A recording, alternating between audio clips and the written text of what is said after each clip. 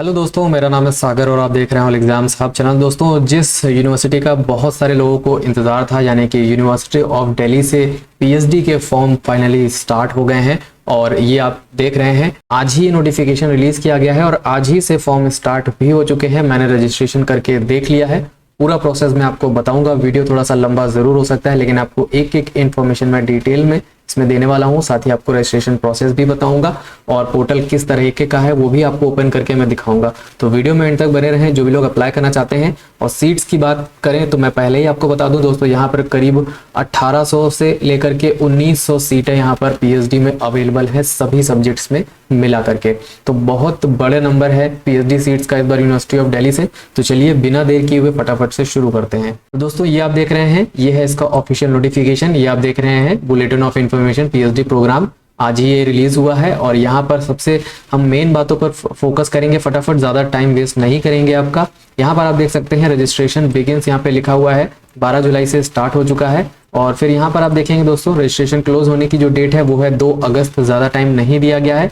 Interviews by the departments and centres जो आपके होंगे वो वेंसडे 16 अगस्त टू सैटरडे 16 सितंबर, यानी एक महीना आपके इंटरव्यू यहाँ पर चलने वाले हैं। Recommendation of DRC and BRS जो कि होगा वो आपका टिल ट्यूसडे सितंबर 26 रहेगा। Then last date of payment of fees जो आपकी रहेगी वो रहेगी 27 सितंबर। दोस्तों, यहाँ पर जो पीएचडी एप्लीकेशन है ये 2 फेज में इस बार यूनिवर्सिटी ऑफ दिल्ली कंडक्ट कराने वाली है, यानी कि 2 बार पीएचडी का एग्जामिनेशन का जो है ये आपका प्रोसेस चलेगा, यानी कि 2 बार पीएचडी का एडमिशन का प्रोसेस चलेगा। फर्स्ट फेज आपका ये हो गया। सेकेंड फेज में आप देख सकते हैं entrance test to be conducted by NTA to be announce later. तो अभी एनटीए के थ्रू एडमिशन कराना बाकी है पीएचडी में। जैसा कि आप जानते हैं कि इस बार कहा गया था कि जो मेन जो यूनिवर्सिटीज़ हैं, यानी कि सेंट्रल यूनिवर्सिटीज़ जो हैं वो इस बार एनटीए के थ्रू पीएचडी एडमिशन कराएंगे, लेकिन एनटीए की तरफ से काफ़ी लेट हो रहा है। इसी वजह से जेएनयू ने भी अपना फॉर्म निकाल दिया और अब यूनिवर्सिटी ऑफ दिल्ली को भी अपना पीएचडी का फॉर्म निकालना पड़ा है। तो यहाँ पर आप देख सकते हैं जो फर्स्ट फेज है दोस्तों, फर्स्ट फेज किसके लिए है यहाँ पे मैं आपको बता दूं। इंपॉर्टेंट पॉइंट सबसे पहले देख लीजिए, यहाँ पे बताया गया है। यहाँ पर वो जो डिपार्टमेंट्स अवेलेबल हैं इसमें आप देख सकते हैं arts, applied social sciences and humanities, education, interdisciplinary and applied sciences, music, commerce, business studies, mathematical sciences and sciences, law, social sciences and other. बहुत सारी सीटें अवेलेबल हैं। जैसे कि मैंने आपको बताया करीब 1800 से 1900 सीटें आपके लिए यहाँ पर अवेलेबल हैं। और यहाँ पर आप देखेंगे for the academic year 2023 and 24 the PhD registration portal shall be opened more than one time in an academic year. देखिए, इन्होंने पहले ही बता दिया है कि इस बार एक से ज्यादा बार आपका जो है ये रजिस्ट्रेशन पोर्टल ओपन होगा। फर्स्ट फेज में कौन लोग एलिजिबल होंगे यहाँ पर देख लीजिए। In first phase, only candidates who are eligible on the basis of qualifying UGC NET, including JRF, UGC CSIR NET, including JRF, Ayush NET, DBT JRF, ICMR JRF, DST Inspire और equivalent national examination fellowship will be able to apply। तो यहाँ पर सिर्फ और सिर्फ वही लोग apply करेंगे जिनके पास UGC NET या फिर CSIR NET या फिर उसमें जो लोग JRF हैं, नेट जेआरएफ वाले सभी लोग यहाँ पर अप्लाई कर पाएंगे। और यहाँ पर इन लोगों के लिए कोई एग्जाम कंडक्ट नहीं किया जाएगा, ये डायरेक्टली इंटरव्यू बेसिस पर आपका होगा, क्योंकि यहाँ पर आप जेआरएफ हैं इसलिए यहाँ पर आपका कोई एग्जाम नहीं होगा, डायरेक्टली इंटरव्यू कंडक्ट किया जाएगा। देन आप यहाँ पे देख सकते हैं in phase 2 all eligible candidates will be able to apply. However, candidates become eligible on the basis of appearing in the entrance test will be shortlisted for interviews after the declaration of the result of entrance test. तो जो phase 2 होगा जो कि NTA conduct कराएगा उसमें वो लोग apply कर पाएंगे जिनके पास नेट नहीं है और जो लोग सिर्फ और सिर्फ पीजी के बेसिस पर अप्लाई करेंगे। The scores of entrance test will be valid only for the admission of current academic year. तो सिर्फ 1 साल के लिए आपके वो स्कोर्स वैलिड रहेंगे। और दोस्तों, मैंने कल एक वीडियो बनाया था पीएचडी एडमिशन से रिलेटेड जो कि आई थिंक पंजाब यूनिवर्सिटी का था।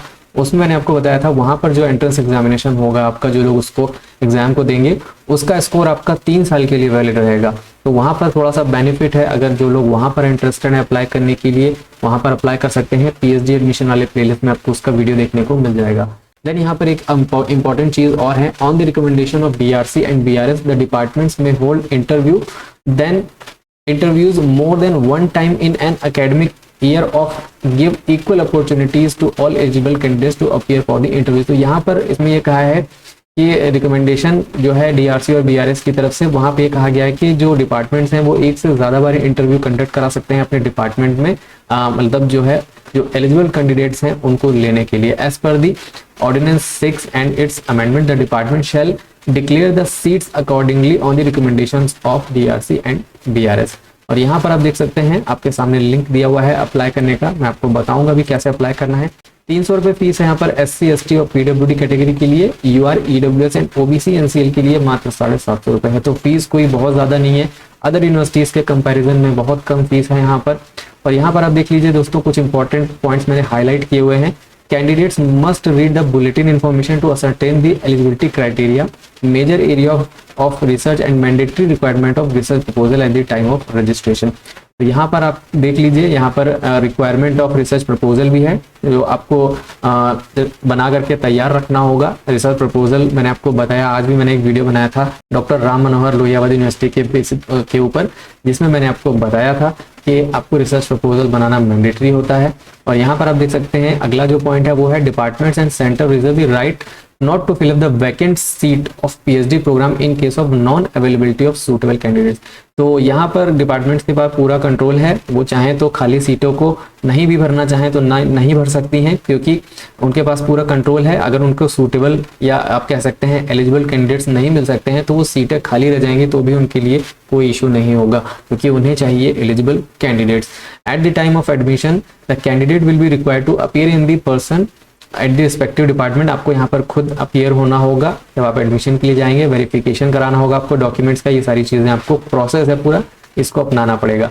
और यहाँ पे लिखा हुआ है कैंडिडेट को रेगुलरली एडमिशन की जो वेबसाइट है और अपने रिस्पेक्टिव डिपार्टमेंट्स की जो वेबसाइट्स हैं उनको रेगुलरली चेक करना होगा। यूनिवर्सिटी ऑफ दिल्ली आपके लिए जो है वो रिस्पॉन्सिबल नहीं होगी अगर आप कोई भी लैक ऑफ अवेयरनेस या admission guideline, schedule, eligibility criteria and PhD admission rules, अगर आपसे कुछ भी मिस होता है तो उसमें यूनिवर्सिटी की कोई जिम्मेदारी नहीं है, ये आपकी जिम्मेदारी है। आपको रेगुलरली सब कुछ चीज़ें चेक करनी पड़ेंगी और जो भी आपके मेल्स वगैरह हैं उनको आप रेगुलरली चेक करेंगे। और यहाँ पे देखिए लिखा हुआ है कि seats mention in the PhD bulletin of information में वेरी, तो सीटें कम ज़्यादा हो सकती हैं, उसका कोई इशू नहीं है। और जो टीचर्स एंड नॉन टीचर्स हैं who are in the service of University of Delhi, जो यूनिवर्सिटी ऑफ दिल्ली में वर्किंग है, वो डायरेक्टली अपीयर होंगे इंटरव्यू के लिए। और यहाँ पर देखिए बताया गया है no candidate shall be eligible to register for PhD programme if he or she is already registered for any full-time program of study in any university institution shall not be permitted। तो अगर आप कहीं भी किसी भी university में कोई भी प्रोग्राम में किसी भी कोर्स को कर रहे हैं, फुल टाइम कोर्स को, तो आप यहाँ पर PhD के लिए अप्लाई नहीं कर सकते हैं। आपका जो है एडमिशन या रजिस्ट्रेशन आप कह सकते हैं वो कैंसिल कर दिया जाएगा अगर यूनिवर्सिटी को पता चलता है तो। और यहाँ पर एक चीज़ और बताइए कि if the total number of seats ST category candidates who have applied for particular PhD programme exhaust, then the remaining seats under this category will be allocated to eligible SC candidates and vice versa।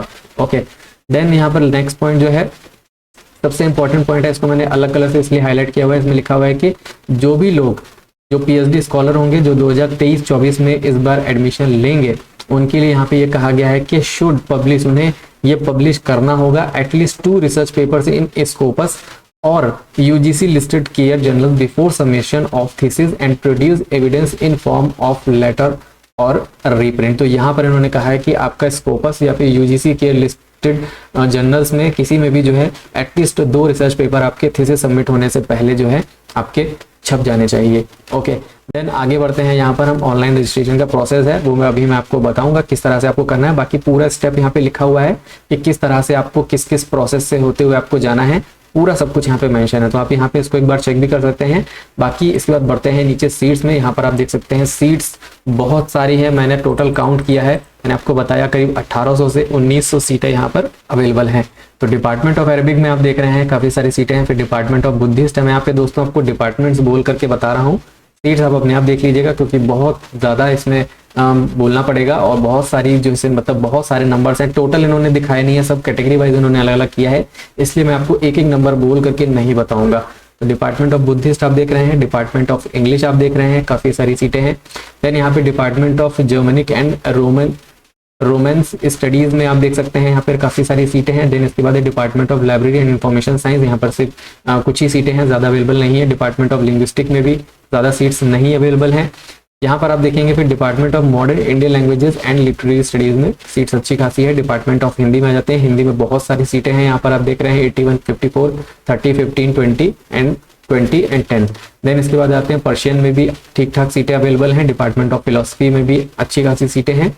Then यहाँ पे देखेंगे department of psychology में काफ़ी कम seats यहाँ पर मुझे दिख रही हैं। डिपार्टमेंट ऑफ पंजाबी में भी ठीक ठाक सीटें हैं। देन इसके बाद है डिपार्टमेंट ऑफ संस्कृत में भी बहुत लिमिटेड सीट्स हैं। इसके बाद आप देखेंगे यहाँ पर ये department of Slavonic and Finno Ugrian studies है, पता नहीं है कौन सा सब्जेक्ट है, मैंने पहली बार इसके बारे में सुना और देखा है इसको। डिपार्टमेंट ऑफ उर्दू देख सकते हैं, यहाँ पर सीटें आपके सामने हैं। देन आप देख सकते हैं फाइनेंस एंड बिजनेस इकोनॉमिक्स में सीटें हैं। इसके बाद डिपार्टमेंट ऑफ कॉमर्स में भी अच्छी खासी सीटें हैं। फिर आ जाते हैं faculty of education. Faculty of education में बहुत कम सीटें दोस्तों यहाँ पर अवेलेबल हैं। इसके बाद देखेंगे डिपार्टमेंट ऑफ बायोफिजिक्स में भी काफ़ी कम सीटें हैं। Department of plant molecular biology में आप देखिए आपके सामने सीट्स हैं। बायोकेमिस्ट्री में सीटें अवेलेबल हैं, यहाँ पर आप देखिए ज़्यादा सीट्स नहीं है। डिपार्टमेंट ऑफ इलेक्ट्रॉनिक साइंसेज में अच्छी खासी सीटें हैं, 18, 12, 7, 3, 5, 2 और 4।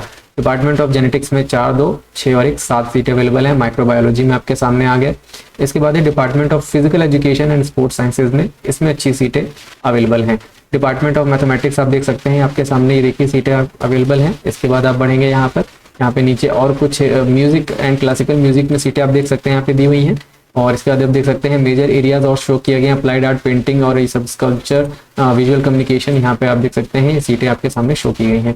इसके बाद बढ़ते हैं यहाँ पे और ये है आपका ऑपरेशनल रिसर्च, यहाँ पर भी काफ़ी अच्छी सारी सीटें अवेलेबल हैं। इसके बाद डिपार्टमेंट ऑफ स्टैटिस्टिक्स में भी सीटें अच्छी हैं। इसके बाद कंप्यूटर साइंस में आ जाते हैं, यहाँ पर भी सीटें अच्छी खासी अवेलेबल हैं। इसके बाद आप देखेंगे adult continuing and extension education में सीटें अवेलेबल हैं। डिपार्टमेंट ऑफ हिस्ट्री, यहाँ पर भी अच्छी खासी सीटें अवेलेबल हैं आपके लिए। देन यहाँ पर डिपार्टमेंट ऑफ इकोनॉमिक्स, इकोनॉमिक्स में दोस्तों काफ़ी कम सीटें हैं मुझे लग रहा है। इसके बाद आप देखेंगे यहाँ पर ये है डिपार्टमेंट ऑफ सोशियोलॉजी। देन है डिपार्टमेंट ऑफ ज्योग्राफी, ज्योग्राफी में काफ़ी अच्छी सीटें हैं। इसके बाद आप देखेंगे department of social work, department of African studies है, ईस्ट एशियन स्टडीज़ है, पॉलिटिकल साइंस है। पॉलिटिकल साइंस में आप देखिए यहाँ पर अच्छी खासी सीटें हैं। एंथ्रोपोलॉजी में भी सीटें ठीक ठाक हैं। देन डिपार्टमेंट ऑफ बॉटनी में भी यहाँ पर अच्छी सीटें हैं यूआर कैटेगरी में। देन यहाँ पर आप देखेंगे डिपार्टमेंट ऑफ केमिस्ट्री में दोस्तों सबसे ज़्यादा सीटें मुझे दिखाई दी हैं। यहाँ पर आप देख सकते हैं 81, 54, 30, 15, 20। पीडब्ल्यूडी के लिए 0 है एंड फॉरेन नेशनल्स के लिए भी यहाँ पे 0 सीट्स हैं। फैकल्टी ऑफ लॉ में भी अच्छी खासी सीटें अवेलेबल हैं। देन इसके बाद फिजिक्स एंड एस्ट्रोफिजिक्स में आप देखेंगे यहाँ पर भी काफ़ी अच्छी सीटें हैं। डिपार्टमेंट ऑफ जूलॉजी में भी सीटें हैं। Then environmental study subject available है। डिपार्टमेंट ऑफ जियोलॉजी है, बायोमेडिकल रिसर्च है यहाँ पर। और इसके बाद अगला डिपार्टमेंट है होम साइंस। देन है इंफॉर्मेशन एंड कम्युनिकेशन। अगला डिपार्टमेंट है क्लस्टर इनोवेशन सेंटर। और इसके बाद यहाँ पर ये हो जाता है ओवर। तो यहाँ पर आप देखेंगे दोस्तों यहाँ पे सारी इन्फॉर्मेशन लिखी हुई है। और any general queries related to admission आपको यहाँ पे कांटेक्ट कर सकते हैं। यहाँ पर सब आपको मेल वगैरह करने के लिए डिटेल्स दी गई हैं। और यहाँ पर आप देख सकते हैं फॉरेन स्टूडेंट्स के लिए यहाँ पर सारी चीज़ें शो की गई हैं। कोई भी आपको इशू हो आप यहाँ पर इन नंबर्स पे इन चीज़ों पे कांटेक्ट कर सकते हैं जो यहाँ पे ईमेल आईडी फ़ोन नंबर दिए गए हैं। ठीक है, साथ आपके सामने हेल्प डेस्क यहाँ पर पूरी अवेलेबल है। इसके बाद जब आप नीचे आएंगे यहाँ पर आपको अनेक्शर्स मिल जाएंगे, ये आप रीड कर सकते हैं। लेकिन यहाँ पे बिल्कुल भी ये क्लियर नहीं है अनेक्शर्स, तो हो सकता है आपको यूनिवर्सिटी की वेबसाइट पर मिल जाएंगे। लेकिन बाकी जो इन्फॉर्मेशन है वो सब कुछ मैंने आपको ऊपर बता दी है। अब हम चलते हैं इसके एप्लीकेशन प्रोसेस पर। एप्लीकेशन के लिए यहाँ पर आप देख सकते हैं पीएचडी रजिस्ट्रेशन लिंक दिया हुआ है, इस पर आपको क्लिक करना होगा। जैसे ही आप क्लिक करेंगे आपके सामने ये पोर्टल ओपन हो जाएगा। सबसे पहले आपको करना होगा न्यू यूजर रजिस्ट्रेशन। तो इस पर जब आप क्लिक करेंगे तो आपके सामने ये कुछ इस तरीके का कंप्लीट फॉर्म आएगा। ये पूरा आपको फिल करना है दोस्तों। यहाँ पर आप देख रहे हैं यहाँ पर आपको सबसे पहले इधर लेफ्ट साइड में 2 बार ईमेल आईडी डालनी है, पासवर्ड आपको डालना होगा 2 बार यानी कि क्रिएट करना होगा, फ़ोन नंबर आप डालेंगे, अपना नाम, middle name, last name, date of birth ये सब डालेंगे, कैटेगरी, जेंडर, ये सारी चीज़ें फिल करके आपको यहाँ पे नीचे इस पर यस करना होगा। और फिर उसके बाद रजिस्टर पर क्लिक करना होगा। क्लिक करने के बाद आपके पास एक OTP आएगा, उसको आप डाल करके लॉगिन करेंगे। लॉगिन करने के लिए ईमेल आईडी और पासवर्ड जो आपने क्रिएट किया है वो आपके सामने आएगा। कुछ इस तरीके का पोर्टल आपके सामने आ जाएगा।